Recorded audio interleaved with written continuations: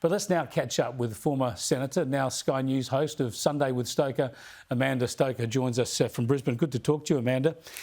I want to get your take on the gender pay gap because Albanese's going big on this. Have a look at this tweet from the Prime Minister today where he says women should be paid the same as men. I thought that was already under law, and it's as simple as that. He says, but right now there's not enough transparency around the gender pay gap in workplaces. That's why we're introducing a bill to fix that.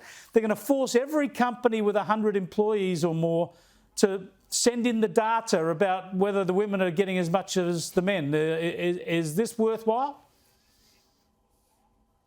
Well, with the inflation of everything out of control, a little bit more red tape's really going to help make the outputs of all of these companies more affordable for all of us, aren't they?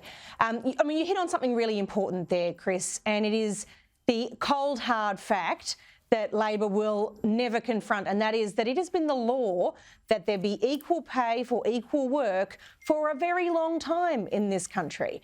And so when we talk about the gender pay gap in this public debate, we're comparing apples and oranges. We're comparing the work of 10 male engineers against the work of, 10 women made up of secretaries, teachers and nurses. Now, I'm generalising somewhat here, but we're not comparing people who are doing the same work. We're not comparing people of the same experience. We're not comparing people of the same qualification. And while we do want to see women and men all operating to the very best of their ability and achieving their goals in life, their best potential income and their best possible contribution, that's not always going to manifest in every single person in the economy getting paid exactly the same thing. I think you've pretty much got to be in a communist country before that happens. Yeah, indeed. It's extraordinary, though. There's a lot of weight behind this sort of push. It's right through the bureaucracy, through a lot of big business, through the ESG movement. And I want to show you this. This took me by surprise today. Apparently, it was announced just before Christmas. But Australia now has an ambassador for gender equality. Her name is Stephanie Copas-Campbell. Here she is on social media today. Hello, I'm Stephanie Copas-Campbell, Australia's new Ambassador for Gender Equality. I'm incredibly honoured to take on this role as the lead international advocate for Australia's commitment to gender equality and the human rights of women and girls and persons of diverse gender identities. There we go. That's got to get us out of a recession, isn't it? Honestly, what are they doing here? Look, all of these extra government positions that really don't do much other than tell the world how terrible Australia is, or impose bureaucratic and documentary burdens on those businesses that are just trying their best to get goods to market, get services to market, get wages to their staff and keep the wheels turning at a time when it's hard to do business. All of these layers, they just make it harder for people to get the basics right. This is a back to basics period as people struggle with inflation and the cost of living and rising mortgage rates. Let's get the basics right before we start using precious taxpayer dollars on activities like this. Yeah, talking about getting the basics right, coal is one of Australia's largest exports, one of our top 2 exports. There's insatiable demand for our coal around the world. Clive Palmer wants to open a new mine in Queensland. It's been rejected by the federal government. Here's Tanya Plibersek again.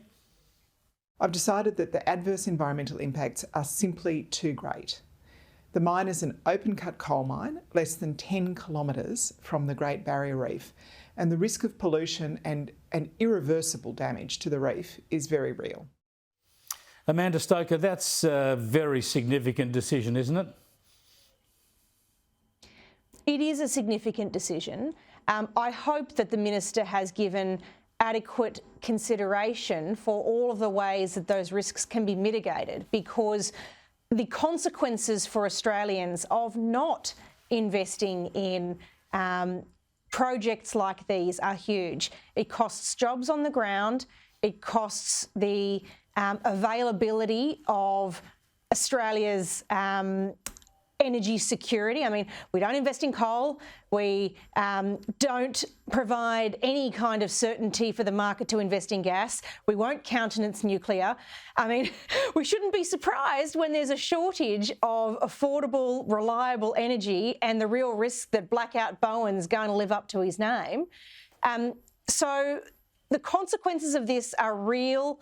They're felt everywhere.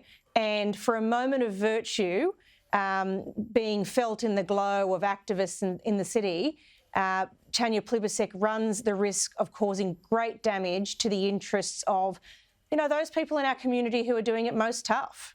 And it looks very obvious, though, that this is not a decision based on hard scientific environmental evidence. This is politics. Every day of the week. And when I think about the ways that all of these small policy decisions each make our economy stagnate, when I think about the ways that they push up the prices, whether we're talking about energy, whether we're talking about labour supply, whether we're talking about the transport industry and getting agricultural goods to market, I could keep on going. All of those inputs to inflation are real.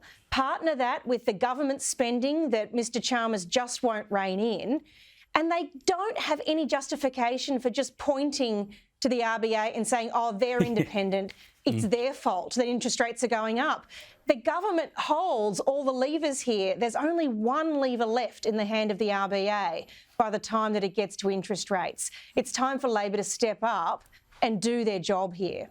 Yeah, spot on, Amanda. Thanks for joining us. Appreciate it. Amanda Stoker, you can see her here on Sky News Sunday nights. Sunday with Stoker, 7 o'clock here on Sky News.